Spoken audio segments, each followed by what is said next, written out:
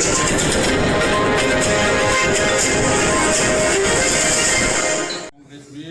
Honorable Finance Minister Srimati Nirmala Sitaraman ji for presenting a growth-oriented futuristic budget for the year 2023-24. I welcome you back to this press conference.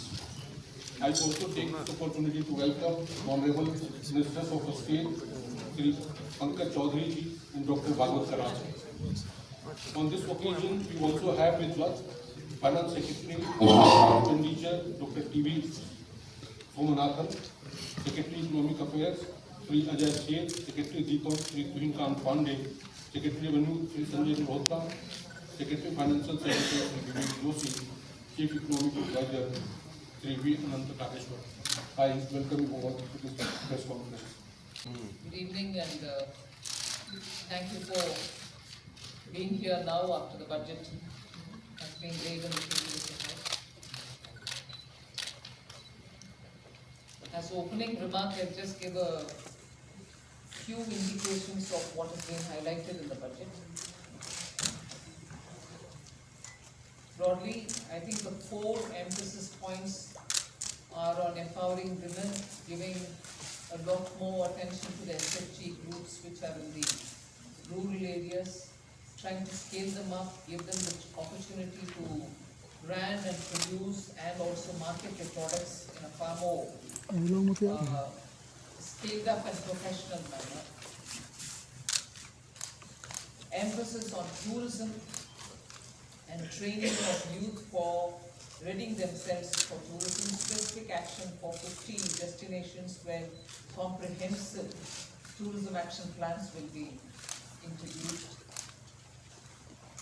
Then what is being called a PM Vikas, looking at Vishwakarma, people who create things, make things out of their hands using tools. In some states they are called Vishwakarmas, in some other states some castes are referred to as Vishwakarma, but what we mean here is to cover all those artisans and craftspeople who do things with their hands, using some tools. So not specifically only to some particular communities, but to all who create the soft power of India through their craftsmanship.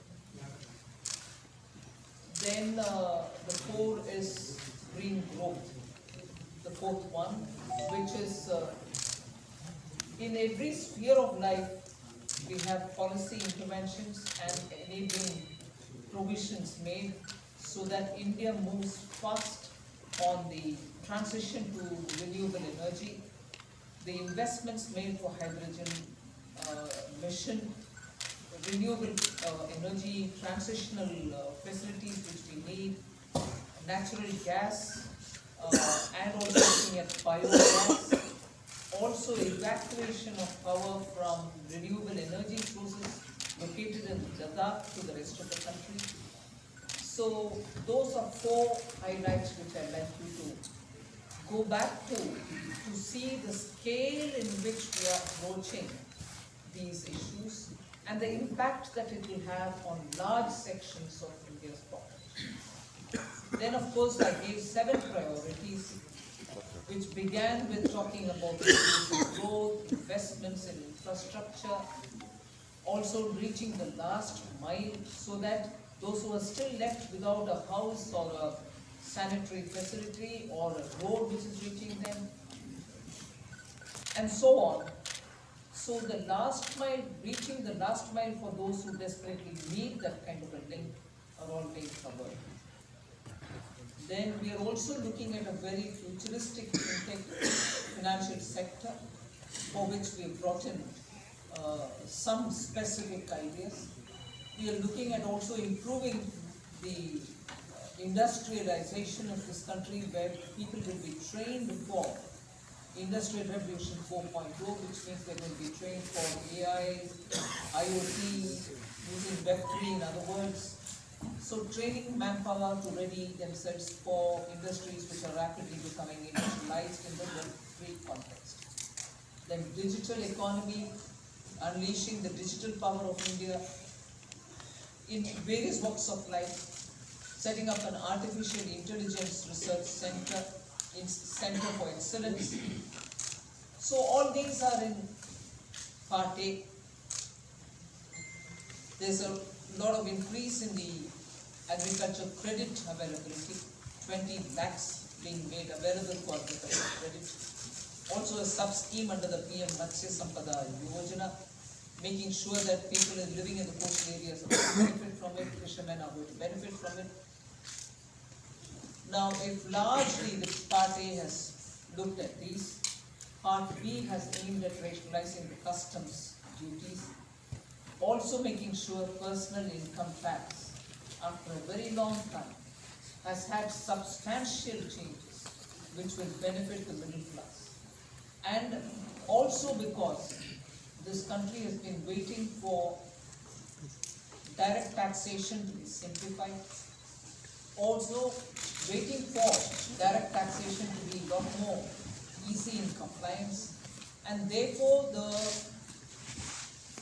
new taxation regime that we brought in for direct taxation 2-3 years ago has now got greater incentives, greater attraction, so that people can unhesitatingly move from the old to the new.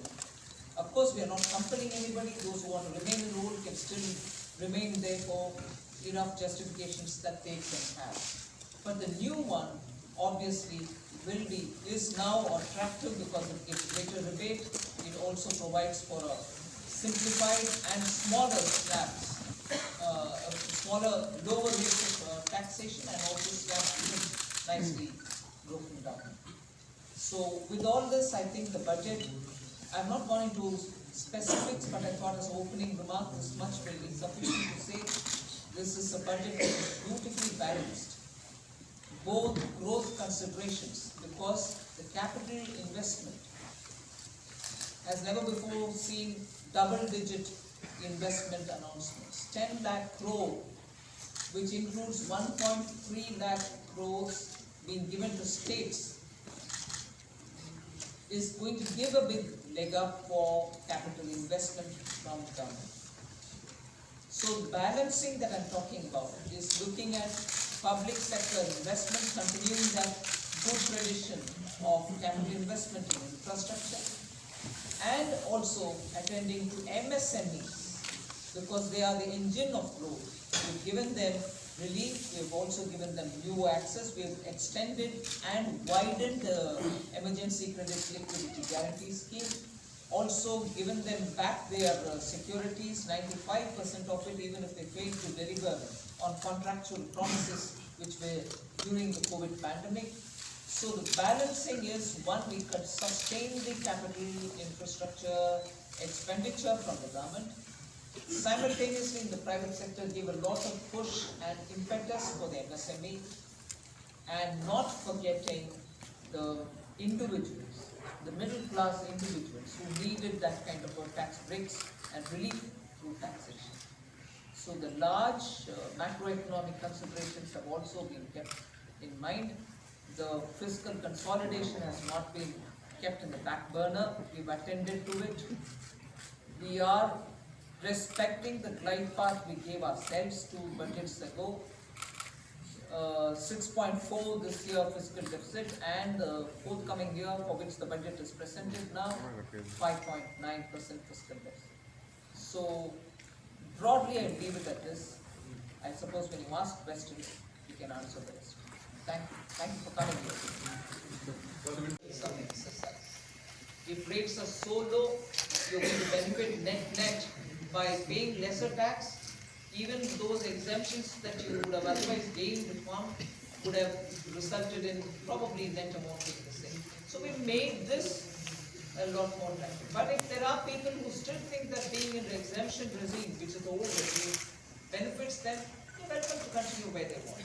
But yes, the ultimate interest is to make the simpler regime more attractive, and that is why we come. Therefore, it makes me feel odd that you're asking a question of actually have jobs been created or not. When projects are undertaken and money is utilized, and that it is utilized is coming through from the budget statement. how would the projects get completed without manpower, without jobs? Not all projects can be completed, even 1% without human intervention. So obviously jobs are happening in the ground. So budget, that the move is towards lower rates but fewer avoidance measures and exemptions. So if you look at high net worth individuals, there are a number of tax avoidance removal measures in this budget, along with the reduction in surcharge. So if you look at market linked debentures, if you look at very high value insurance policies and a few other measures, so the marginal rate is coming down, but some of the devices used predominantly by those in that highest marginal tax rate are also being rationalized. So it's not necessarily a net reduction, it is a reduction from a high marginal rate inducing certain avoidance devices to a lower marginal rate with fewer opportunities to avoid. 74 please. कल परसों आपने government का निर्णय को देखे होंगे कि गेहूं के मार्केट में रिलीज करने के लिए आदेश हुआ है, जिससे गेहूं के दाम कम होने के इतना क्लियर इंडिकेशन है, जिससे सीधा घर में रसोई में फर्क पड़ेगा। सो उसको आप बोलना नहीं, ये नहीं है कि मैं उसके ऊपर कुछ बजट में नहीं बोले, मगर बजट से बोलने से पहले एक्शन ही हो गया है ना, कि घर की रसोई के लिए गेहूं आटा के लिए मार्केट में रिलीज करने के लिए निर्णय सरकार ऑलरेडी कर चुकी है।